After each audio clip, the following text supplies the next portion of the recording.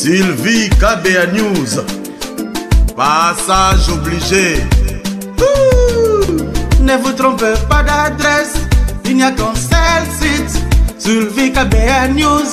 Please ne zappez pas. Nulle part ailleurs vous trouverez un tel programme. Bien fondé, formation puissante la source. Au milieu du village, sans parti pris, sans fanatisme. Sylvie KBA News. Sylvie KBA News. Sylvie KBA News. Sylvie KBA News. Massivement, tout le monde est dans sa... Comment dire merci à Dieu pour ce qui a été fait et retenu dans ce livre. Nous prions que le souci qui a été le vôtre, le nôtre à nous tous, de pouvoir faire ces choses qui sont écrites dans ce livre ici, puissent être réalisées au Congo.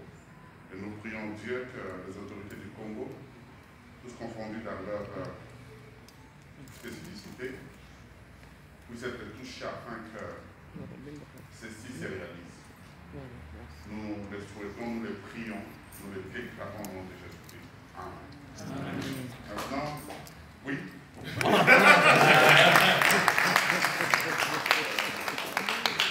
ne sais pas comment on fait le boulot. On fait comment? Un petit peu. On fait sauter dessus. Sur le papier.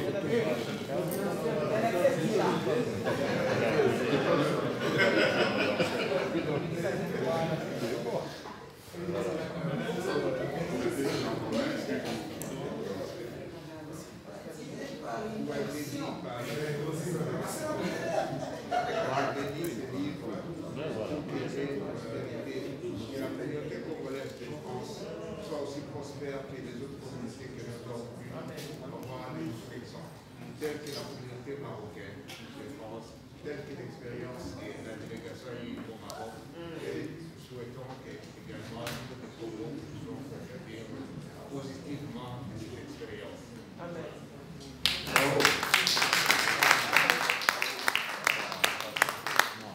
Bien, en tout cas, tout a été dit et vous allez vous apprêter quand même à des interviews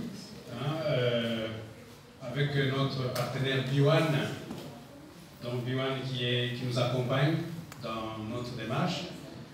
Et puis, grand merci à EPV avec Pasteur Constant, vraiment un ami qui contribue à ce que la PACOF rayonne, parce qu'il ne compte pas son temps, il est toujours là pour réaliser cette activité.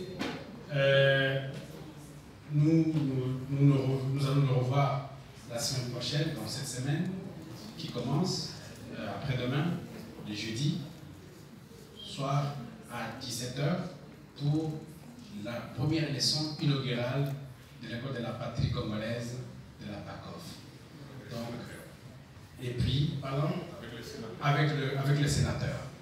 Donc, et puis le vendredi, la délégation sera reçue au département de la Seine-Saint-Denis et le programme, nous vous tiendrons informés de la suite. Et si parmi vous, il y a des gens qui veulent peut-être inviter la délégation, peut-être à prendre un repas sur les Champs-Élysées chez Fouquet, pourquoi pas? Ça serait une bonne chose. Mais avec les passes sanitaires. Et sinon, je vous souhaite bonne dégustation et bon dîner dehors, accompagné de Pacofiennes et Pacofiens. Merci. Monsieur Jean Tambo Mikoma. Monsieur le ministre conseiller, chargé de la culture, Raymond Wachimba. Chers membres de la PACOF, la plateforme des associations congolaises de France, Mesdames et Messieurs, révérend évêque Lévy, Merci, Jackson, cher ami. Je voudrais, avant d'aller plus loin, remercier la représentation diplomatique de notre pays, de mon pays, la République démocratique du Congo, en France, pour ce soutien à la diaspora, pour une nouvelle politique, une nouvelle façon de considérer les ressortissants congolais, pour les efforts que vous faites afin d'améliorer l'accueil ici à l'ambassade. Surtout pour votre engagement aux côtés de la PACOF pour que la PACOF rayonne. Nous sommes très reconnaissants. Et la PACOF, on l'a dit, c'est une plateforme qui a été créée au terme d'un processus qui a duré plus de 3 ans. Ce processus a commencé en 1999. C'est comme ça que nous avons participé aux Assises de Paris et nous sommes cofondateurs du Forum, puisqu'il y a aussi, et aujourd'hui c'est l'occasion de le dire, un des fondateurs du Forum, Aruna Kamara, que je demande d'être debout.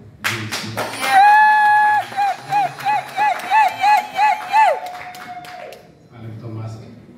Aruna, il est président du réseau, les réseaux des associations originaires de ressortissants du bassin du fleuve Sénégal, de tous ces pays-là, donc Mauritanie, Mali. C'est un monsieur que je considère comme un militant associatif depuis longtemps. Il était dans la vie active, aux côtés de tous les autres amis, Alassane Bari, Chansamon Warabong, Bambon Guyenne, Haki Sakonyang, Brice Mounou, et Benjamin, qui le représentait, notre ami haïtien, aux côtés de Pierre Fahimi, et surtout aux côtés de Jamal, que nous sommes allés voir au Maroc.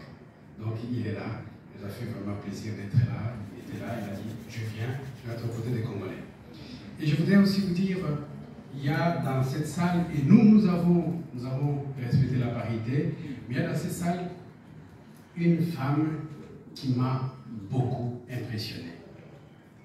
Swad, mets-toi debout, s'il te plaît, viens vers moi. Viens, je t'en prie. Viens.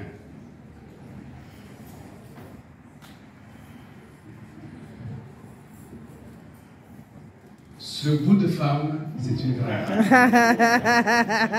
C'est une grande dame. Swad m'a impressionné puisqu'il y a quelques années, je suis allé pour rencontrer les responsables des associations marocaines. C'était l'association des Marocains de l'étranger, Marocains de France. Et j'arrive, la salle était archi-comble des hommes. Et il y avait une femme qui ramenait ces hommes, c'était elle. J'ai créé en 2002, dédié à la lutte contre les violences envers les femmes, qui maintenant a une référence comme observatoire international. Nous venons cette semaine de lancer un programme international. Le thème pour des territoires protecteurs et sans violence à l'égard des femmes. L'Observatoire départemental des violences envers les femmes a reçu la reconnaissance internationale à travers le label ESPER, octroyé en 2018 par le ministère de l'Europe et des Affaires étrangères. Ce programme de financement des collectivités, lancé officiellement cette semaine, est soutenu par l'Agence française de développement, l'AFD, le ministère de l'Europe et des Affaires étrangères.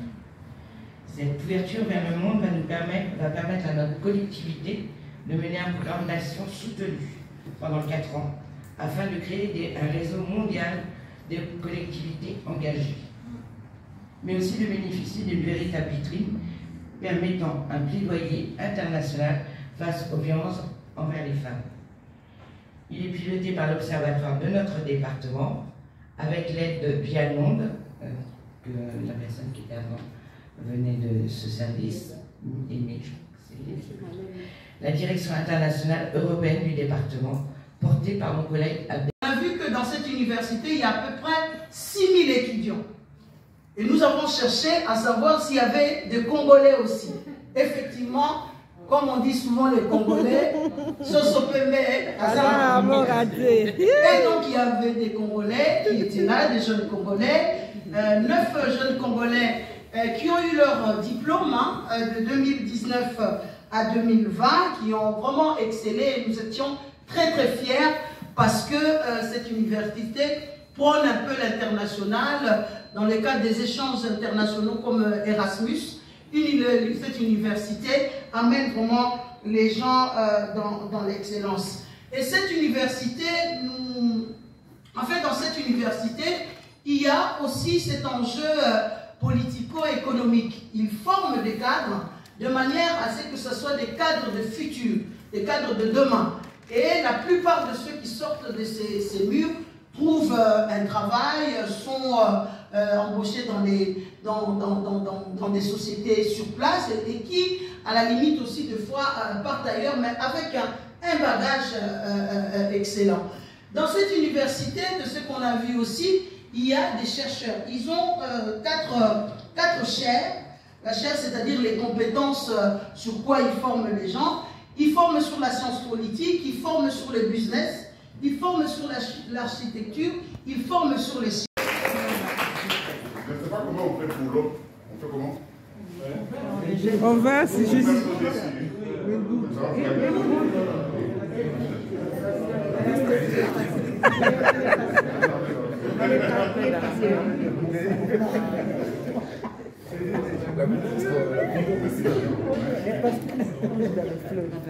Baptisé par immersion.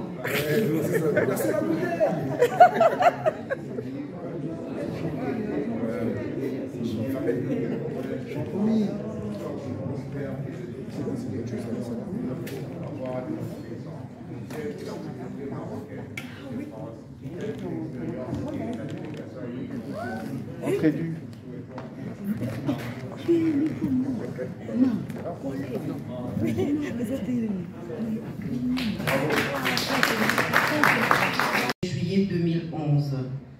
Le CCME est notamment chargé du suivi et de l'évaluation des politiques publiques du Royaume envers ses ressortissants à l'étranger.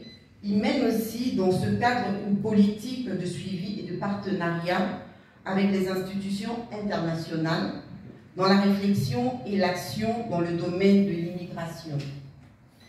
Il a en outre pour mission d'émettre des avis en vue de veiller à la défense des intérêts des Marocains de l'étranger à l'intérieur et à l'extérieur du Maroc et de renforcer leur contribution au développement économique, social et humain du pays et de consolider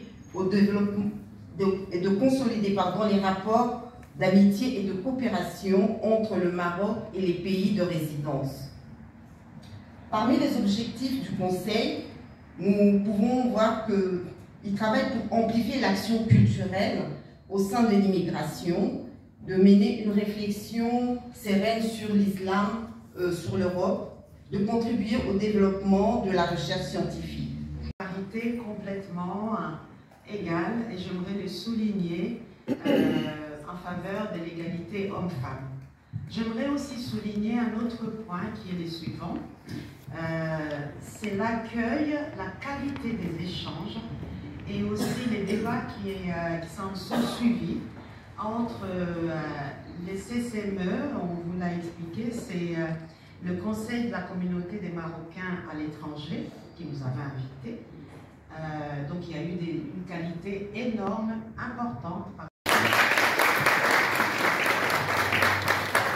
Excellence, Monsieur le Président de l'APACOF, Mesdames, Messieurs, c'est un honneur pour nous d'être là aujourd'hui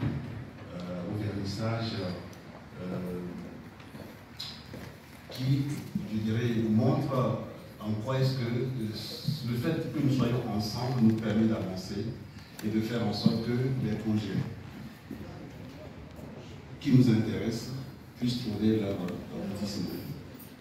J'ai réalisé pour la circonstance, puisque le thème c'est l'école de la République, j'ai réalisé pour la circonstance une œuvre intitulée Plaidoirie pour l'unité et la concorde. Voilà. Alors, je me suis permis de convoquer effectivement toutes ces forces qu'on retrouve sur le continent, puisqu'il est dit qu'en Afrique, ce sont des communautés. Et là, ce sont des communautés, mais des communautés qui peuvent œuvrer dans l'unité. Alors, on retrouve effectivement à l'intérieur des masques de Gond, des masques Prévost, des masques femmes, des masques Ashanti. Donc, on retrouve à l'échelle du continent tout un ensemble de personnages représentés par ces masques et qui sont ensemble pour un manifeste. Le personnage central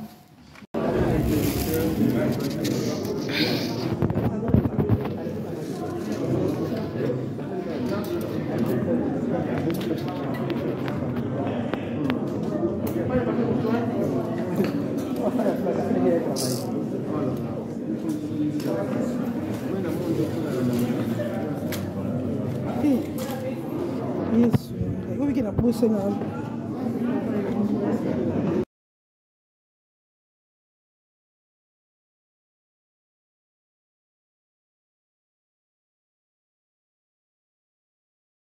Cordialement invité. Merci beaucoup. Une amie, Hadi Kamara. Mets-toi les s'il te plaît, viens vers moi. Donc, Hadi, elle est malienne. Elle est malienne, elle est présidente d'une grande... En fait, elle est vice-présidente. Elle assume aujourd'hui l'intérim d'une grande fédération, le Haut Conseil des Maliens de France. Donc, le président, c'est notre frère Amélie Diarra, sa